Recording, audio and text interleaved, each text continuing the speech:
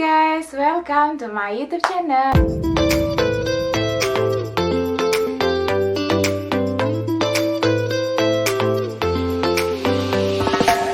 Perkenalkan, nama aku Veronica dan aku orang Indonesia. Ini video YouTube aku yang pertama dan di video kali ini aku akan mewawancarai orang Perancis. Jadi aku sudah menyiapkan 6 pertanyaan yang sebenarnya pertanyaannya itu klise, stereotip orang Perancis banget yang menurut kita, orang Perancis begini nih, begitu. Dan aku akan langsung menanyai mereka, bener apa enggak sih? Dan satu hal yang aku harapkan dari teman-teman sekalian, hal-hal yang menurut kalian di video ini nggak sesuai dengan kepercayaan atau prinsip kalian, mohon tidak dijudge, karena pastinya budaya mereka itu berbeda dengan kita semua. Dan tujuan video aku kali ini adalah hanya untuk menambah wawasan teman-teman sekalian tentang budaya di luar Indonesia, khususnya di Perancis ini. Jadi tonton sampai habis ya, makasih. Donc, je vais te poser ce qu'on pense, nous les Indonésiens, sur les Français, Ouais. et tu vas me dire si c'est vrai ou faux, Ouais. si tu es d'accord ou pas. Et Ouais. une petite explication. Ouais. Voilà. Donc, la première. C'est pas si vrai. D'accord. C'est-à-dire que peut-être vous pensez qu'ils sont romantiques, mais je crois qu'ils sont comme les filles, ils savent pas comment faire en fait. En Indonésie, ils sont romantiques les hommes. Ils sont romantiques la nuit? Non. Bah alors peut-être qu'on est plus romantique que les Indonésiens, c'est possible. Les garçons français sont romantiques. Alors, oui et non. Comment ça, oui et non? C'est-à-dire que comment c'est vraiment le stéréotype de base du français, quoi. La rose à la bouche, voilà, on se met à genoux devant la femme, des trucs comme ça. Mais très souvent les garçons ils sont romantiques pour séduire la fille. Je dirais ça dépend. Je pense que c'était vrai il y a quelques années. Je pense que le romantisme se perd de plus en plus et c'est de moins en moins recherché auprès même des femmes françaises. Oui, ouais, mais ça fonctionne comme ça. En France, c'est même 50-50. Tu peux sortir un soir dans un bar. Non, la règle, c'est que le garçon paye. Bah non, finalement, c'est la fille qui peut t'inviter, puis tu paieras le deuxième. Alors, deuxième question, la femme doit aussi payer les sorties dans un couple. Alors, le français de nature, on nous éduque à être galant avec les filles. Donc payer les sorties, payer l'hôtel, payer les restaurants, tout ça. Sauf que maintenant, vu que les femmes se libèrent de plus en plus en France, qu'elles recherchent de plus en plus l'égalité, des fois ça peut être perçu comme insultant. Certaines filles vont pas vouloir qu'on leur paye, plutôt les filles avec un fort caractère. Ça dépend du caractère de la fille, il y a des filles plutôt fortes, plutôt indépendantes qui vont vouloir partager.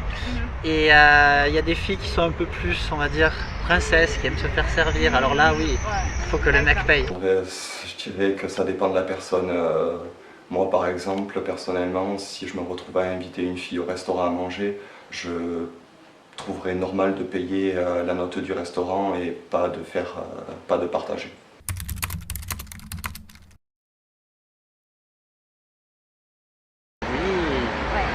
Donc, il n'y a pas d'explication, tout le monde est d'accord. Ah oui, là, tous les Français. C'est un débat, tous les Français l'ont chaque année avec le président. Bon, il y a de tout, il y a les grandes fortunes qui payent, tu as aussi les revenus les plus pauvres qui sont exemptés de certains impôts. Dire de manière très générale qu'on paye beaucoup d'impôts en France, bon, faut voir au cas par cas, mais il faut voir aussi l'enjeu qu'il y a derrière. Par exemple, la sécurité sociale. Oui, clairement, mais pas seulement.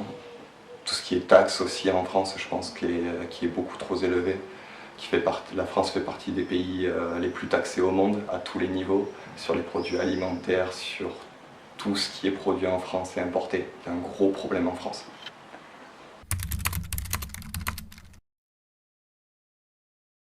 Et quatrième, les Français mangent du pain et boivent du vin tous les jours. Non.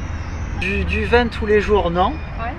Et du pain, oui, c'est vrai que j'en mange tous les jours. Mais après, c'est vrai que le pain, c'est la base de notre alimentation, quoi. C'est vrai, comme nous avec le riz. Voilà, c'est ça, Voilà. c'est notre riz à nous. Non, moi je mange pas de pain tous les jours, je bois pas de vin tous les jours. Il y en a sûrement, Bon, après, on est réputé pour le vin.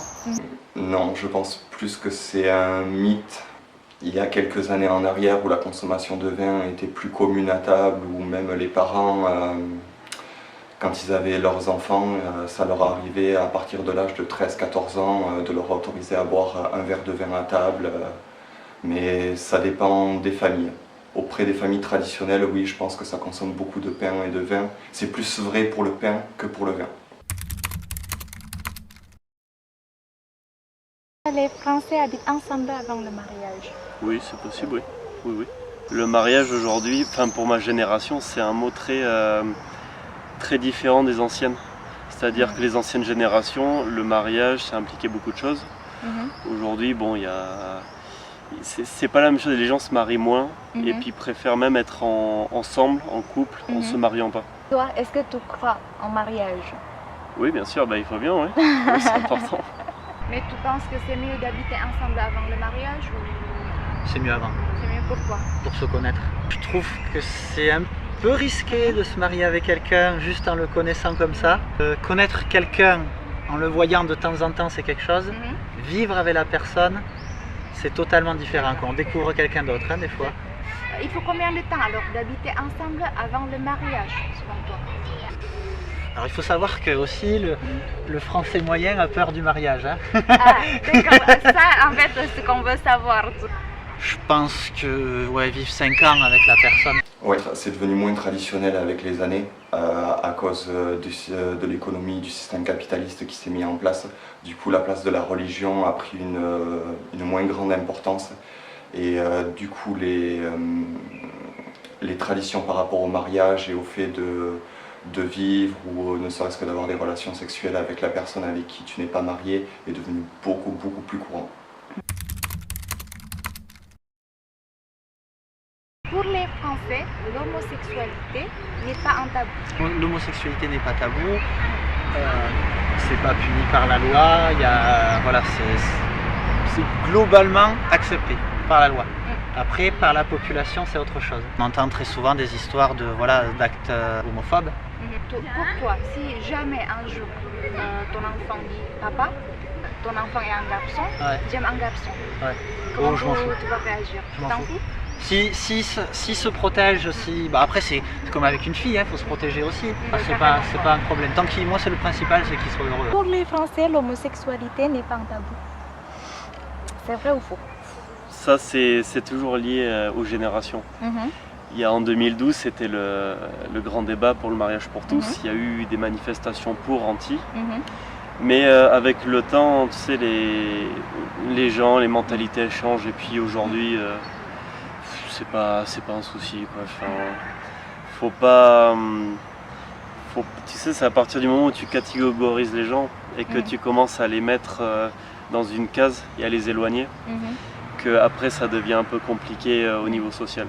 Non, ici il n'y a pas de souci. Non, pas du tout. Je pense que ça pose toujours un problème justement auprès des personnes qui sont toujours assez religieuses. Je pense que c'est les personnes qui ont le plus gros problème avec ça. Mais pour la majorité des gens, non. Je pense que les homosexuels sont assez bien acceptés par tout le monde. Justement, on voit qu'il y a eu des améliorations grâce au mariage pour tous. Même si ce n'est pas accepté par tout le monde, c'est accepté par la majorité, heureusement. Et je trouve que c'est une bonne chose.